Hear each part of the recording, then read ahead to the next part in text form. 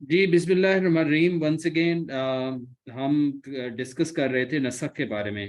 تو آج ہم نے نسخ فی الاحکام کے جائز ہونے کے دلائل دیکھنے ہیں کہ کون سے ہیں. تو پہلی بات تو یہ ہے کہ اہل سنت کا یہ مسلک ہے کہ آیات اور احکام میں نسخ ہو سکتا ہے اور یہ جائز ہے، اور ظاہر ہے یہ چیز نصوص سے بھی ثابت ہے، اور حکمت الہی کا تقاضا ہے کہ حالات کی تبدیلی کے ساتھ ساتھ احکام میں تبدیلی ہو. لیکن یہ جو تبدیلی ہے اس کا اختیار صرف اللہ رب العالمین کے پاس ہے، اور یہ صرف اس وقت میں ہو سکتا ہے جس وقت وحی نازل ہو رہی تھی. اس وقت یعنی ختم نبوت اور انقطاع وحی کے بعد منصوص احکام میں جو نسخ ہے یا ترمیم ہے وہ جائز نہیں ہے. ٹھیک ہے. اس کے بعد یہ ہے کہ اجماع اور قیاس سے منصوص احکام کو تبدیل نہیں کیا جا سکتا، یہ دوسرا اصول ہے. تو البتہ عرف و عادت ہے، اس سے تعلق رکھنے والے جو احکام ہیں جو مباحات سے تعلق رکھتے ہیں، یعنی کوئی چیز مباح ہے یا پھر کوئی مصالح مرسلہ میں شامل ہے، تو اس کو جو ہمارے اہل حل و عقد ہیں وہ ترمیم کر سکتے ہیں مجلس شورا کی اجازت سے. ٹھیک ہے. لیکن جو منصوص احکام ہیں ان میں تبدیلی نہیں ہو سکتی اجماع اور قیاس کے ذریعے سے. یہ بات جو ہے وہ ایک اصولی بات تھی جو ہم نے ڈسکس کی. اس کے بعد یہ ہے جناب کہ جواز نسخ کی قرآنی دلیل کیا ہے. ایک تو وہ سورۃ النحل کی جو آیت نمبر 101 اور 2 ہے، وَإِذَا بَدَّلْنَا آیَةً مَكَانَ آیَةٍ. تو یہ جو دو آیات ہیں، ان سے پہلے والی کچھ آیات جو تھیں اس کے مضمون پر اگر ہم غور کریں تو اس میں شیطان کے شر سے پناہ مانگنے کی تلقین کی گئی ہے. اس کی وجہ یہ ہے کہ یہ وسوسہ ہے کہ آیات اور احکام میں نسخ سے معلوم ایسا ہوتا ہے کہ نعوذ باللہ اللہ کا کلام نہیں ہے. ٹھیک ہے. تو چونکہ اس کے کلام میں تغیر نہیں ہو سکتا، یعنی وسوسہ یہ ڈالا جاتا ہے کہ اللہ کے کلام میں تو تغیر نہیں ہو سکتا. جب تغیر نہیں ہو سکتا، تبدیلی نہیں ہو سکتی، تو اس کا مطلب ہے کہ خدا نخواستہ کہیں ایسا نہ ہو کہ یہ اللہ کا کلام ہی نہیں ہے. تو یہ وسوسہ ڈالنے کے لیے ایسا کیا گیا. اور پھر یہ بات بھی ساتھ میں وسوسہ ڈالی گئی کہ اچھا تغیر تو انسان کی خاصیت ہے، انسان کو اس کی ضرورت پڑتی ہے، اور اس لیے اس کے ذریعے سے یہ مغالطہ پیدا کیا گیا کہ کہیں یہ آپ صلی اللہ علیہ وسلم کی تالیف ہی نہ ہو. لیکن ان آیات کے اندر یعنی 101 اور 2 جو ہے وَإِذَا بَدَّلْنَا آیَةً مَكَانَ آیَةٍ، یہ جو آیت ہے سورۃ النحل کی، اس میں یہ حقیقت بتائی گئی کہ ناسخ اور منسوخ دونوں قسم کی آیات منزل من اللہ ہیں، یعنی اللہ رب العالمین کی طرف سے نازل کردہ ہیں، اور دونوں کو جبرائیل علیہ السلام نے حکمت اور مصلحت کے ساتھ اتارا ہے اللہ کے حکم سے. اور پھر ایک اور اصولی بات سمجھ لیں کہ اللہ رب العالمین احکام کی جو مصلحتیں ہیں ان کو بھی جانتا ہے کہ کون سا حکم محدود وقت کے لیے ہے اور کس حکم کو ہمیشہ کے لیے باقی رکھنا ہے. اس بات کو میں دہراتا ہوں کہ اللہ تعالیٰ احکام کی مصلحتوں سے واقف ہے، اور وہ جانتا ہے کہ کون سا حکم کتنے وقت کے لیے، یعنی اسے پتہ ہے، اس کے علم میں ہے کہ کس حکم کو میں نے عارضی طور پہ دینا ہے اور کس حکم کو مستقل بنیادوں پر باقی رکھنا ہے. تو یہ بحث اسباب نزول سے بھی تعلق رکھتی ہے کہ اللہ کی حکمت ہے کہ وہ انسان کی مصلحتوں کا خیال رکھے اور اس کے مطابق جو ہے وہ احکام نازل فرمائے جس سے انسان کا بھی فائدہ ہو. جس طرح آپ سمجھ لیں کہ ڈاکٹر مریض کو ایک وقت میں ایک دوا دیتا ہے کچھ عرصے کے لیے، لیکن کچھ عرصے کے بعد اسے وہ دوا تبدیل کر دیتا ہے، بعض کا پچھلی دوا ختم کر دیتا ہے، کوئی اور دیتا ہے. تو یعنی جو صورتحال ہوتی ہے، حالات ہوتے ہیں، یہ جو انسان کے لیے فائدے کی چیز ہوتی ہے ویسے ہی کیا جاتا ہے. ایک تو یہ دلیل ہو گئی وَإِذَا بَدَّلْنَا آیَةً مَكَانَ آیَةٍ، سورۃ النحل کی آیت نمبر 101 اور 2، یہ آپ نوٹ کر لیں، بعد میں آپ اسے تفصیل سے بھی پڑھ لیجئے گا. ایک دوسری آیت ہے وہ ہے سورۃ البقرہ کی، یہ بھی دو آیات ہیں، 106 اور 107 سورہ بقرہ کی. مَا نَنسَخْ مِنْ آیَةٍ أَوْ نُنْسِهَا نَأْتِي بِخَيْرٍ مِّنْهَا أَوْ مِثْلِهَا. تو اب یہاں پہ اگین ایک غلط فہمی ہے، یا پھر جو ہم نے کل نظریات پڑھے تھے ابو مسلم اصفہانی معتزلی کے، تو اس آیت سے اس نے جو مراد لیے ہیں وہ کیا لیے ہیں؟ دلائل نبوت اور معجزات، جبکہ حقیقت میں ایسے مراد نہیں ہیں۔ اور اس کے علاوہ یہ ہے کہ یہودی اصل میں جو اعتراض کرتے تھے وہ ان کا اعتراض بھی فرضی اور امکانی نہیں تھا، بلکہ وہ واقعی اعتراض تھا کہ آپ صلی اللہ علیہ وسلم ایک حکم دیتے ہیں اور بعد میں اسے روک کر دوسرا حکم دے دیتے ہیں۔ یعنی یہ اعتراض یہ تھا کہ نسخ کے ضمن میں، جیسے قرآن مجید میں ایک حکم آیا، پھر کچھ عرصے بعد حکم بدل گیا، تو یہ اعتراض تھا کہ شاید آپ صلی اللہ علیہ وسلم کی تعلیف ہے اور آپ صلی اللہ علیہ وسلم ایک چیز کو بہتر سمجھ رہے ہوتے ہیں، بعد میں کوئی اور سمجھتے ہیں تو اس کو تبدیل کر دیتے ہیں۔ تو اس طرح کے اعتراضات لگائے جا رہے تھے۔ تو اللہ رب العالمین نے سورۃ البقرہ کی یہ جو آیات ہیں 106 اور 7، اس میں واضح کر دیا کہ نسخ کی مصلحت کیا ہے، اس کے اندر بہتری کیا ہے، اس کے اندر حکمت کیا ہے۔ ٹھیک ہے، اب اگر ہم یہاں پہ ما ننسخ من آیا کا جو ننسخ کا لفظ ہے، اس میں مفسرین کے اقوال دیکھیں تو عبداللہ بن عباس اور عبداللہ بن مسعود جو بڑے مشہور صحابہ کرام میں سے مفسرین ہیں، انہوں نے اس سے مراد نبدل لیا ہے، یعنی تبدیل کرنا، یعنی تلاوت اور اجر باقی رہتا ہے، صرف حکم تبدیل ہو جاتا ہے۔ یہ ننسخ کا جو لفظ ہے، ننسخ کا لفظ کیا واضح کرتا ہے کہ وہ آیت کی تلاوت باقی رہتی ہے لیکن اس کا حکم بدل جاتا ہے۔ ننسیہا، یہ جو دوسرا لفظ آیا ہے، اس سے مراد شاذ قرات ہیں، یعنی تلاوت اور حکم دونوں اٹھا لیے جاتے ہیں۔ اب اگر یہاں پہ کوئی اعتراض کرتا ہے کہ اللہ رب العالمین نے تو فرمایا تھا کہ انا علینا جمع و قرآن، کہ ہمارے ذمہ ہے کہ اس کو جمع بھی کرنا اور آپ کو پڑھانا، آپ کو یاد کرانا، ساری چیزیں، تو فلا تنسا کا آگے لفظ آتا ہے، فلا تنسا یعنی آپ بھولیں گے نہیں، تو پھر اس کا کیا مطلب ہوا کہ آپ نے بھولنا نہیں ہے؟ جبکہ یہاں پہ ننسیحہ کے معنی یہ لیے جا رہے ہیں کہ وہ قرات بھی اٹھا لی جاتی ہے اور اس کا حکم بھی اٹھا لیا جاتا ہے۔ تو اسی آیت میں اگر آگے چل کے دیکھیں تو وہاں پہ آتا ہے الا ما شاء اللہ، مگر جو اللہ چاہے۔ تو اس کا مطلب ہے یہ چیز اللہ کے اختیار میں ہے کہ کس حکم کو یا کس آیت کی تلاوت کو اس نے باقی رکھنا ہے اور کس کو اس نے تبدیل کر دینا ہے۔ نأتی بخیر منہا، پھر مزید وضاحت ہوئی کہ ہم اس کی جگہ اس سے بہتر چیز لاتے ہیں جو اس سے بہتر ہوتی ہے، دنیاوی مصلحت کے اعتبار سے، انسان کی بہتری کے اعتبار سے۔ اور اس کے علاوہ اگر ہم دیکھیں مزید اس میں اگر دیکھیں تو حافظ ابن کثیر نے نسخ کی کچھ حکمتیں بیان کی ہیں، اور وہ یہ ہے کہ اللہ رب العالمین چونکہ خالق کائنات ہیں اور وہ قادر مطلق ہیں، اور اپنی مخلوق میں جس طرح چاہتا ہے وہ تصرف کرتا ہے اور کر سکتا ہے۔ حکم دینا، حکم دے کر روک لینا، پھر اور حکم دینا، یہ سب کچھ اسی کے اختیار میں ہے، اور وہی اس کی مصلحت کو جانتا ہے کہ کس حکم کو کتنے وقت کے لیے اس نے رکھنا ہے۔ اور اللہ جو ہے وہ اپنے تکوینی معاملات کے ساتھ ساتھ یہ جو شریعت کے احکام ہیں اس میں بھی تصرف رکھتا ہے۔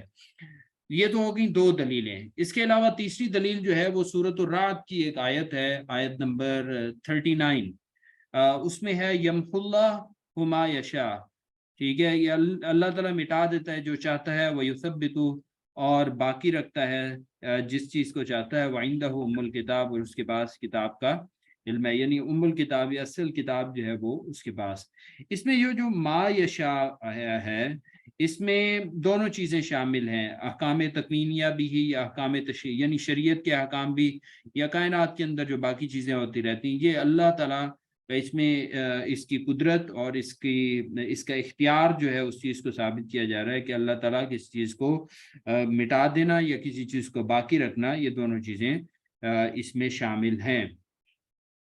اب اس کے علاوہ مختلف اور مفسرین ہیں، یہ تفسیروں کے نام اس لیے میں لے رہا ہوں کیونکہ ٹیسٹوں کے اندر اس طرح کی تفسیر اور ان کے مفسرین کے نام بھی پوچھے جاتے ہیں، تو وہ بھی آپ کو ایک طریقے سے ہوتے جائیں، ذہن نشین ہوتے جائیں۔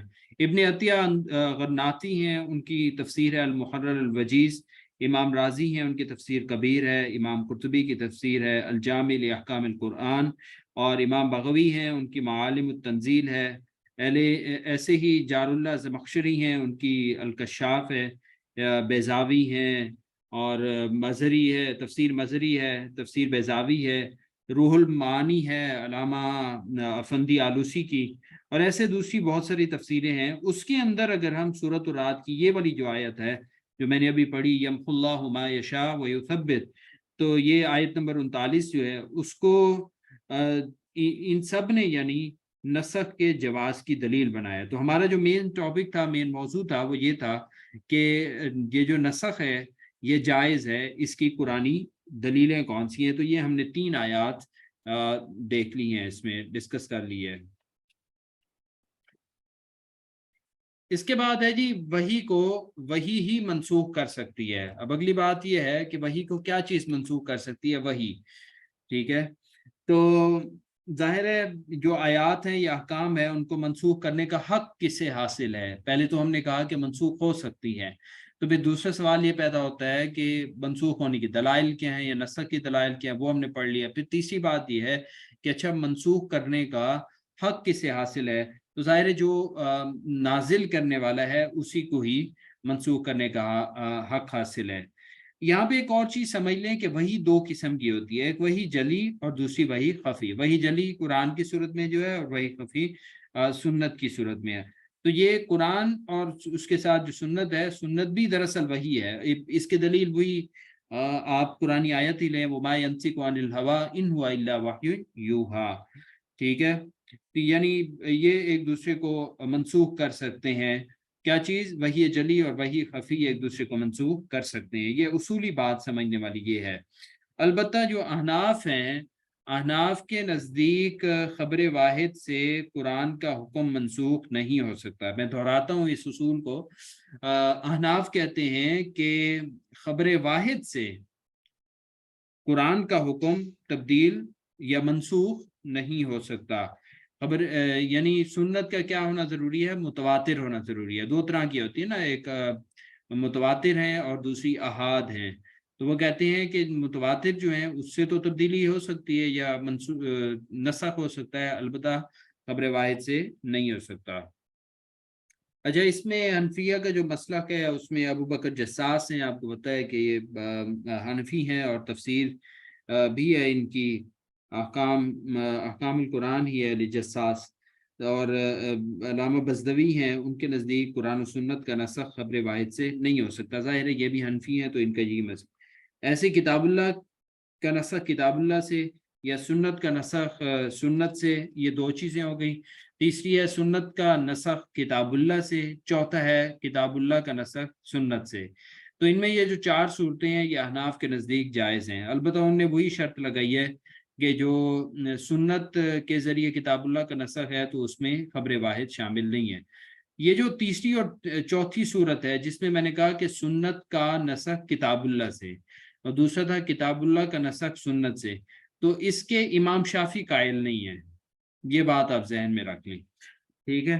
اب آتا ہے کہ منسوخ کے اعتبار سے کون سی اقسام ہے؟ پہلے تو تھا نا نسخ کے اعتبار سے، اب ہے منسوخ کے اعتبار سے کون سی اقسام ہے؟ تو وہ بھی 4 اقسام بنتی ہیں۔ یہ بھی ذرا سمجھنے والی بات ہے، اس پہ ذرا غور فرمائیے گا۔ پہلی بات ہے کہ آیت کی تلاوت اور حکم دونوں منسوخ ہو جائیں۔ میں نے کیا کہا؟ آیت کی تلاوت اور حکم دونوں منسوخ ہو جائیں۔ دوسری قسم ہے جی حکم تو منسوخ ہو لیکن تلاوت باقی ہو۔ تیسری کیا قسم ہے؟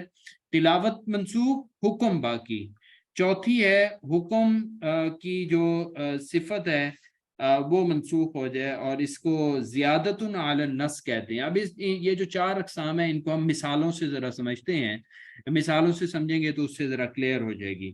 پہلا میں نے کہا کہ آیت کی تلاوت اور حکم دونوں منسوخ ہو جاتے ہیں، ٹھیک ہے۔ جیسے اچھا اس کی مثال لیں، سنقرئک فلا تنسى الا ما شاء اللہ، یا پھر ما ننسخ من آیت او ننسیها، تو اس میں یہ دونوں چیزیں شامل ہو جاتی ہیں کہ ہم اسے، جو میں نے پیچھے وضاحت کی، ننسخ سے مراد کیا ہے؟ منسوخ کرنا حکم کو، اور ننسیہ سے مراد کہ وہ اس کی تلاوت بھی منسوخ ہو جاتی ہے۔ ایک تو یہ چیز ہو گئی۔ دوسری مثال ہے جیسے قرآن کی آیت ہے نا فَامْسِكُوهُنَّ فِي الْبُيُوتِ، تو یہ تھا کہ جو زنا کرنے والی عورتیں ہیں ان کے بارے میں حکم تھا کہ ان کو گھروں میں قید رکھو۔ بعد میں یہ حکم بدل گیا تھا، لیکن وہ بدلنے والی جو آیت تھی وہ کون سی تھی؟ وہ تھی آیت جلد، جس میں کوڑوں کا ذکر ہے یا پھر رجم کا ذکر ہے احادیث کے اندر، تو ان کے ذریعے سے یہ والا حکم فامسکوہن فی البیوت کہ ان کو گھروں میں روکے رکھو یہ بدل گیا۔ اس کا مطلب ہے کہ یہ جو دوسری صورت ہم نے پڑھی تھی، اور دوسری کون سی تھی کہ حکم منسوخ ہو گیا لیکن تلاوت باقی ہے۔ فَأَمْسِكُوهُنَّ فِي الْبُيُوتِ یہ قرآن کی آیت ہے، باقی ہے، اس کی تلاوت بھی ہوتی ہے، لیکن یہ والا حکم جو ہے اس پہ عمل نہیں ہوتا۔ کیوں کہ اس کے متبادل حکم آ گیا، اور وہ ہے آیت جلد یا پھر رجم سے متعلق جو احادیث ہیں وہ۔ اس کے بعد ہے فَقَدِّمُوا بَيْنَ يَدَيْ نَجْوَاكُمْ صَدَقَةً، ٹھیک ہے۔ اب یہاں پہ جو ہے وہ صدقے کا حکم منسوخ ہو گیا، اور اس آیت کی تلاوت آپ کو پتہ ہے کہ یہ باقی ہے، ٹھیک ہے۔ تو یہ دو صورتیں سمجھ آ گئی، یہاں تک سمجھ آ رہی ہے سب کو؟ یہ میری آواز بھی کلیئر ہے؟ ذرا ایک دفعہ کنفرم کر دیں۔ جی جی سر، آپ کی آواز بھی آ رہی ہے اور سمجھ بھی آ رہی ہے۔ چلے ماشاءاللہ، بہت شکریہ جی۔ بس یہ ہے کہ کچھ چیزیں نوٹ کرتے جائیں تاکہ بعد میں آپ کو مشکل نہ ہو، پریشانی نہ ہو۔ آگے تیسری جو مثال ہے وہ ہم سمجھتے ہیں، اور تیسری مثال کس چیز کی ہے؟ تیسرا میں نے اصول بتایا تھا، یہ تیسری قسم تھی کہ تلاوت منسوخ ہوتی ہے، حکم باقی ہوتا ہے۔ کیا کہا جی؟ تلاوت منسوخ ہوتی ہے، حکم باقی ہوتا ہے۔ اس کی مثال آپ دیکھیں، کفارہ یمین ہے، اس میں 3 دن کے مسلسل روزے رکھنے والا حکم باقی ہے، لیکن اس کی تلاوت منسوخ ہو گئی ہے، ٹھیک ہے۔ اور یہ جو ایسے ہی ایک اور ہے بڑا مشہور، الشیخ والشیخۃ اذا زنیا فرجموہما، ٹھیک ہے۔ یہ بھی کہتے ہیں کہ یہ حکم تو باقی ہے لیکن اس کی تلاوت منسوخ ہو گئی ہے، اور یہ ظاہر نہیں پائی جاتی، قرآن کی آیت نہیں ہے وہاں پہ، شامل نہیں ہے قرآن میں، ٹھیک ہے۔ تو لیکن اس کا حکم باقی ہے، وہ جو رجم کرنے والی ہے کہ شادی شدہ مرد یا عورت اگر زنا کے مرتکب ہوتے ہیں تو ان کو رجم کر دو، سنسار کر دو، ٹھیک ہے۔ یہ تو ہو گئی 3 صورتیں، 3 قسمیں اور ان کی مثالیں۔ چوتھا ہم نے کیا پڑھا تھا؟ چوتھا تھا حکم کی صفت منسوخ ہو جائے، یعنی اس کو زیادت علی النص کہتے ہیں۔ اب اس سے کیا مراد ہے؟ ٹھیک ہے، اس سے جو ہے جو شوافے ہیں یا حنابلہ ہیں یا مالکیہ ہیں، وہ اس سے مراد تخصیص لیتے ہیں، ٹھیک ہے۔ اور جو حنفیہ ہیں وہ اس سے مانند جو ہے وہ نسخ مراد لیتے ہیں۔ صورتاً وہ کہتے ہیں کہ یہ وضاحت ہے، زیادت علی النص سے وہ کیا مراد لیتے ہیں کہ نص پر زیادتی، یعنی یہ وضاحت کے معنوں میں آتا ہے، اور مانند نسخ کے معنوں میں آتا ہے۔ لیکن شوافی، حنابلہ اور یہ جو مالکیہ ہیں ادر دین احناف جو ہیں، وہ اسے مراد کیا لیتے ہیں؟ تخصیص لیتے ہیں، ٹھیک ہے۔ اور اس بارے میں پہلے ہم بات کر چکے ہیں کہ امام ابو حنیفہ کا مسلک کیا ہے، اور وہ کیا کہتے ہیں کہ خبر واحد اور قیاس سے زیادہ علی النص، یعنی نص کے حکم میں کوئی کمی بیشی نہیں ہو سکتی خبر واحد یا قیاس کے ذریعے سے، جبکہ ائمہ ثلاثہ کے نزدیک السلام علیکم جائز ہے۔ جی جی، وعلیکم معلوم السلام۔ کرنا تھا، آپ کے بارے میں بھی تو کوئی منسوخ آیات تھی، جی جی، وہ کیا تھی؟ شراب کے بارے میں بھی تو کوئی منسوخ آیات تھی، کیا وہ منسوخ میں آئیں گی؟ نہیں، وہ تو دیکھیں تدریج ہے اس میں، ظاہر ہے جب نیا حکم آتا ہے تو سابقہ حکم پہ عمل نہیں ہوتا، وہ بالکل ٹھیک ہے۔ اس میں اور بھی اس ہاں کی پیشوا مثالیں ہیں، آپ اس میں شامل کر سکتے ہیں، ٹھیک ہے۔ ٹھیک ہے، ٹھیک ہے، اس میں بھی 3 سٹیپ میں آپ کے علم میں ہے کہ شراب ہے، لیکن وہ آپ اگر الفاظ پہ غور کریں تو وہ ہر حکم کے ساتھ ساتھ جو ہے نا وہ ہے، اس میں بھی وہی سبب نزول یا وقت کا خیال رکھے۔ یہ آگے ہم پڑھیں گے کہ بھئی اس کی پہچان کیسے ہوگی، تو اس میں یہ آتا ہے کہ اس میں تدریج کو بھی ملحوظ نظر رکھا جاتا ہے، اس میں یہ بھی دیکھا جاتا ہے کہ یہ حکم کب نازل ہو رہا ہے، اسی سے ہی پتہ چلتا ہے کہ بعد والا جو ہے وہ ناسخ ہوتا ہے، پہلے والا منسوخ ہوتا ہے۔ تو یہ پہچان کے ذرائع ہیں جو جس طرف آپ اشارہ کر رہی ہیں، ٹھیک ہے۔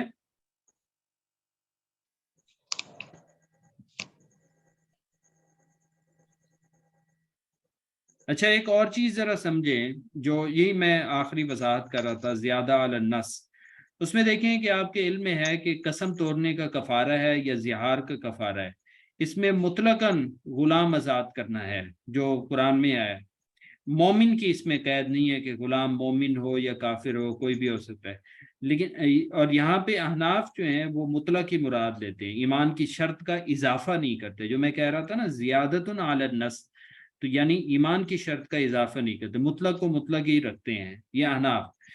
اور قتل خطا میں مومن کے یعنی مومن غلام ہونا ضروری ہے، جو کہ نص سے بھی ثابت ہے۔ اور اس میں احناف کا مسلک یہ ہے کہ اگر قتل خطا پر قیاس کرتے ہوئے باقی دو صورتوں میں بھی، باقی کون سی تھیں؟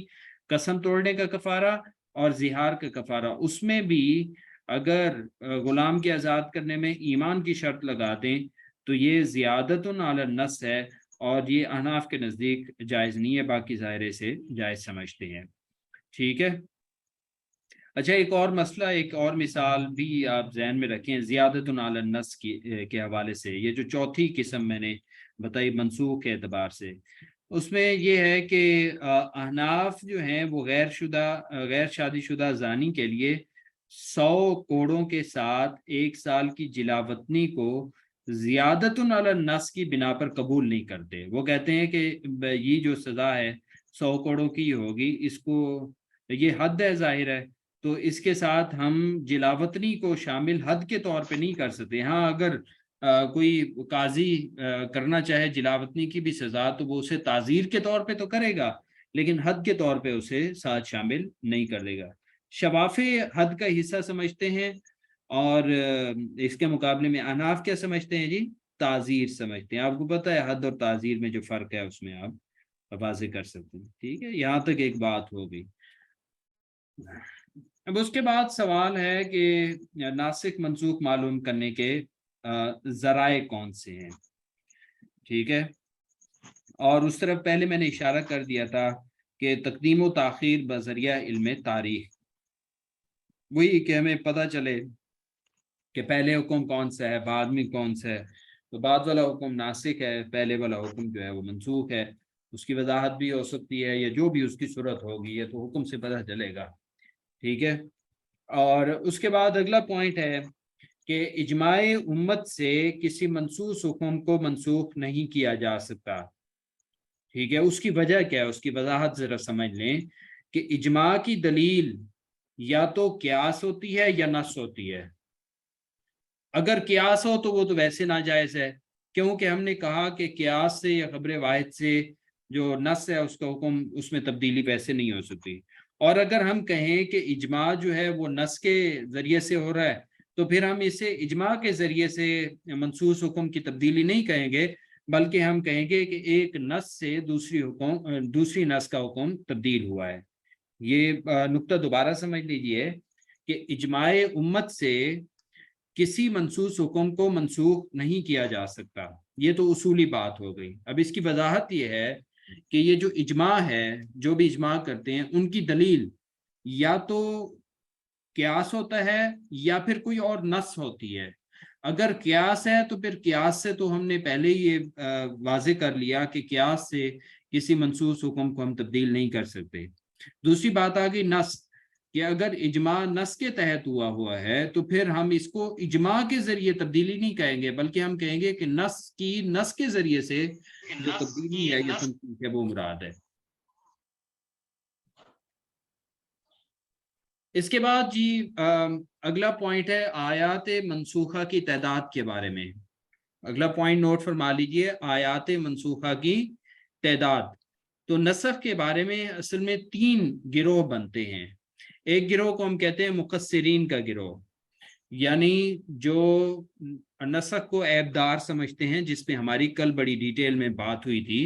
تو اس سے مراد ابو مسلم اصفہانی معتزلی ہیں، یا ان کے پیروکار جو ہیں جو اس نقطہ نظر کے حاملین ہیں، وہ تو ویسے بھی نسخ مانتے ہی نہیں ہے نا، وہ کہتے ہیں کہ یہ عیبدار چیز ہے، نسخ نہیں ماننا چاہیے۔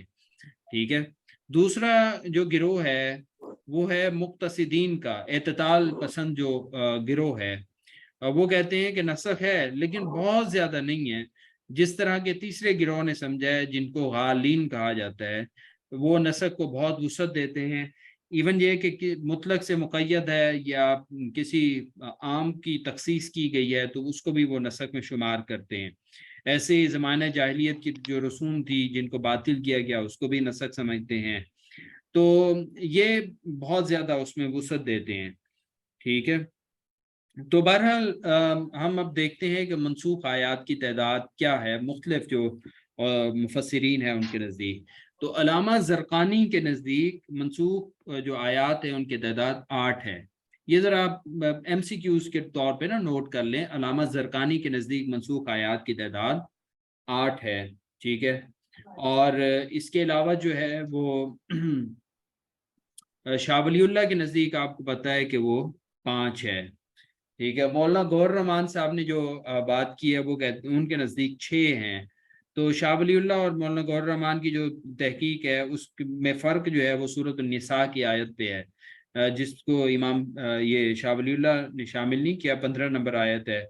اور وہ جو رجم احادیث رجم یا سورۃ النور کی جو آیت جلد ہے اس کے بارے میں ہے. ٹھیک ہے. تو یہ شاہ ولی اللہ کا عام طور پہ پوچھا جاتا ہے کہ ان کے نزدیک منسوخ آیات کی تعداد کتنی ہے، تو وہ آپ کے علم میں ہونا چاہیے کہ وہ کتنی ہے، 5. ٹھیک ہے. تو یہاں تک جو ہے وہ ہماری جو یہ علوم القرآن کی جلد اول تھی وہ تقریباً مکمل ہو جاتی ہے. جتنے بھی اس پہ مباحث تھے اس کا ہم نے خلاصے کی صورت میں ڈسکس کر لیا، اس کے جتنے بھی پوائنٹس ہیں.